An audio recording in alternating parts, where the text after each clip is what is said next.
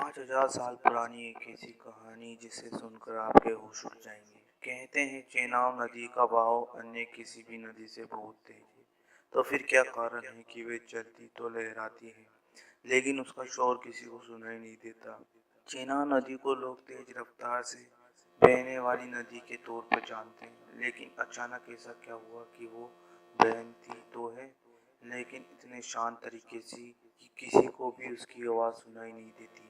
इस सवाल का जवाब हमारे इतिहास के पन्नों में दर्ज है। महाभारत काल में हुए कौरव पांडव युद्ध के बारे में तो आपने सुना ही होगा। इस दौरान पांडवों को मिले अज्ञातवास के विषय में भी आप सभी जानते होंगे, लेकिन शायद आप ये नहीं जानते होंगे कि इस अज्ञातवास के दौरान कुछ ऐसा घटित हुआ था जिसने चेनाब से उसका शोर, उसकी आवाज़ सब कुछ छीन लिया था। कई दिनों तक भटकने के बाद पांडव एक गुफा में आए।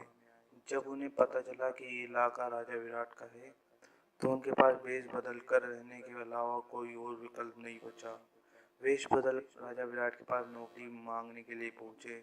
जब पांडव राज के दरबार में पहुंचे तो राजा विराट ने उन्हें देखते ही पहचान लिया कि यह अति बलशाली पांडवों की सेना है, जो गौरव से मिली शिरकत के बाद अज्ञातवास में रहने के लिए विवश है।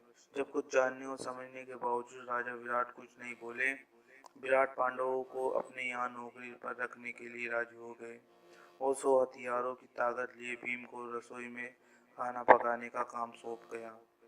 दिन भर खाना बनाने, सब्जी काटने जैसे काम करने के बाद भीम चेनाब के किनारे तपस्या करने चले जाते। उनकी इस तपस्या के बारे में राज्य का कोई अन्य व्यक्ति क्या खुद उनके अपने भाई की नहीं जानते थे। यहाँ तक कि नगर के राजा विराट भी ये नहीं समझ पा रहे थे कि आखिर शाम ढलते ही भीम कहाँ चले जाते हैं। जाहिर है उनसे पूछने की हिम्मत तो किसी की थी नहीं, इसलिए राजा भी अपनी जिज्ञासा का समाधान नहीं ढूंढ पा रहा था।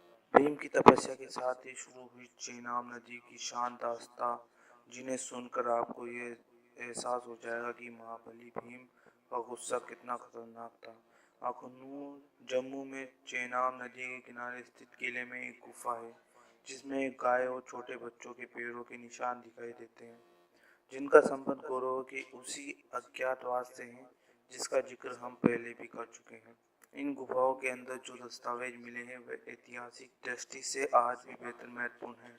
पुराने और कटे फटे दस्तावेजों में भीम की तपस्या और चेनाब की शांति से जुड़ी एक कहानी दर्ज है, और वह कि जब अज्ञातवास के दौरान पांडव नौकरी करने लगे तब उन्हें नौकरी में तो दिक्कत नहीं आई, लेकिन भीम जब तपस्या करने जाते तो उन्हें बहुत दिक्कत आती थी, और वह सिर्फ चेनाब के शोर की वजह से।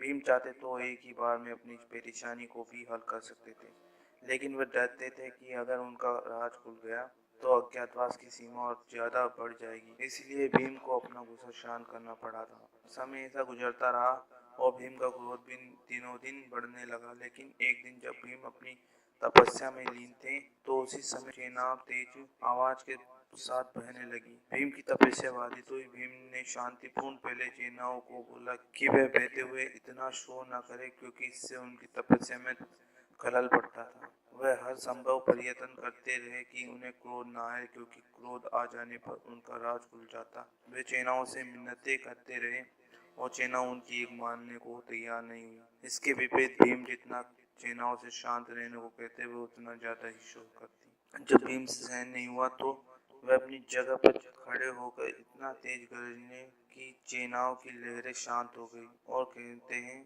तब से लेकर अब तक चेनाब बहती तो है लेकिन शांत गति से।